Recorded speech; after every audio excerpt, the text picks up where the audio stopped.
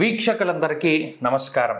ఈ రోజు ముఖ్య పంచాంగ విషయాలను గమనిస్తే ఈ రోజు ఫిబ్రవరి నెల 28వ తారీఖు బుధవారము।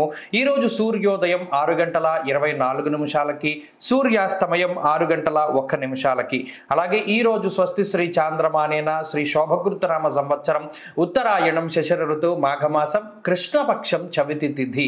ఈ రోజు చంద్రోదయానికి వ్యాపితమై ఉన్నటువంటి చవితి తిథి కాబట్టి సంకష్టార చతుర్థి వ్రతాన్ని ఈ రోజు ఆచరిస్తారు। ఎవరికైతే వివాహాది శుభ కార్యక్రమాలు ఆలస్యమవుతూ ఉన్నాయో లేదా ఏదైనా ఒక పని మొదలు పెడితే అది వెనక్కి వెళుతూ ఉన్నదో అటువంటి వారందరూ కూడా చక్కగా గణపతి యొక్క అనుగ్రహం కోసం సర్వ విఘ్నాలని నివారించుకోవడం కోసం ఈ రోజు చంద్రోదయానికి వ్యాపితమై ఉన్నటువంటి చవితి తిథి రోజున సాయంకాలం పూట ఈ సంకష్టార చతుర్థి వ్రతాన్ని ఆచరిస్తారు। నిజానికి చెప్పాలి అంటే భాద్రపద మాసంలో శుక్లపక్ష చవితి మొదలుకొని ఈ వ్రతాన్ని 56 ఈ సంకష్టార చతుర్థి వ్రతాలు చేస్తారు। అంటే చవితి తిథుల్లో 56 వ్రతాలు చేస్తే అది పరిపూర్ణమైనటువంటి ఫలితం ఇస్తుంది। అయితే ఎవరైనా కామ్యార్థం కోసం ఇలా ఎప్పుడైనా సంకష్టార చతుర్థి వచ్చినప్పుడు కూడా ఈ ఒక్క చతుర్థికి కూడా విఘ్నేశ్వరుని ఆరాధన చేయొచ్చు। శాస్త్రోక్తంగా ఏదైతే మనకి శాస్త్రంలో చెప్పినటువంటి విధి విధానాలు ఉన్నాయో ఆ ధ్యానావాహనాది షోడశ ఉపచారాలతోటి గణపతిని గనక ఈ రోజు ఆరాధన చేస్తే విశేషమైనటువంటి ఫలితం। అందులోనూ ఈ రోజు ఉన్నటువంటి నక్షత్రము వారము కూడా చాలా విశేషమైనటువంటివి కాబట్టి బుధవారం రోజు సంకష్టార చతుర్థి రావడం చాలా అరుదుగా సంభవిస్తుంది కాబట్టి గణపతి యొక్క అనుగ్రహాన్ని మీరు కూడా పొందండి। ఇక చిత్తా నక్షత్రం ఈరోజు పూర్తిగా ఉన్నది। చిత్త శాంతి నక్షత్రం కాబట్టి చిన్నతనంలో దీనికి శాంతి చేసుకోవాల్సినటువంటి అవసరం ఉంటుంది ఈరోజు ఎవరైనా నవజాత శిశువులు గనక జన్మిస్తే। అలాగే ఈరోజు గండము బాలువ అనేటువంటి యోగ కరణాలు కనబడుతూ ఉన్నాయి।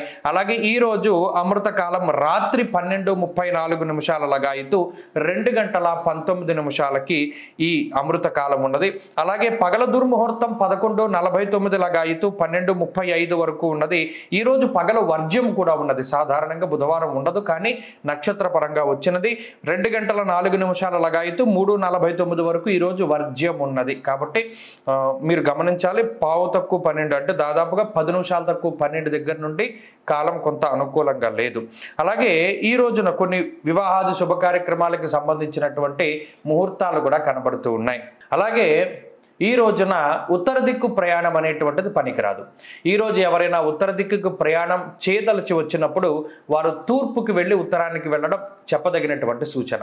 అలాగే ఈరోజు ఎవరైనా సరే గణపతి ఆరాధన చేయవచ్చు। ఇందాక చెప్పినట్టు ముఖ్యంగా బుధవారం కాబట్టి ఉండ్రాళ్లను కూడా నివేదన చేస్తే అనుకున్నటువంటి పనులన్నీ కూడా పూర్తి అవుతూ ఉంటాయి। అలాగే ఈరోజు వారాధిపతి అయినటువంటి బుధగ్రహం ప్రస్తుతానికి కుంభరాశి యందు సంక్రమణంలో ఉన్నారు, ఆయన సంచారం చేస్తున్నారు కాబట్టి మేష రాశి వార్లకి అలాగే తులా రాశి వార్లకి వృశ్చిక రాశి వార్లకి అదే మాదిరిగా కన్యా రాశి వార్లకి ఈ బుధ గ్రహం మరి మకర రాశి వారికి కూడా విశేషమైనటువంటి శుభ ఫలితాలను ఇస్తున్నారు కాబట్టి ఈరోజు చాలా సానుకూలమైన ఫలితాలు ఉంటాయి।